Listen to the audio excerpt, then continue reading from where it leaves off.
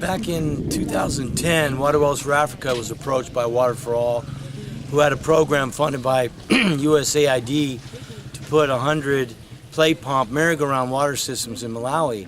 Sounded like a good idea. Give kids a playground apparatus and also something that pumps water.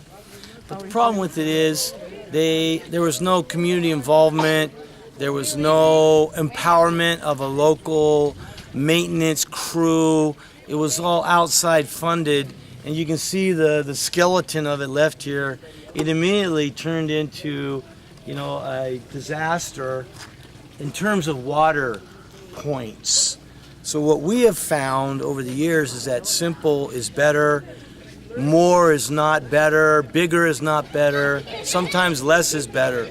So for us and where we work, Waterwells for Africa, we have found that this Afridevs hand pump is the most effective water pumping tool that we can install. We've seen some today that over 10 years old, 8 years old, 20 years old, still functioning, still working, bucket after bucket, self-serve, come and get it. So it's kind of nice to come back and to see a place where we're so happy to put in these play pumps, and then they just were impossible to maintain by the local people.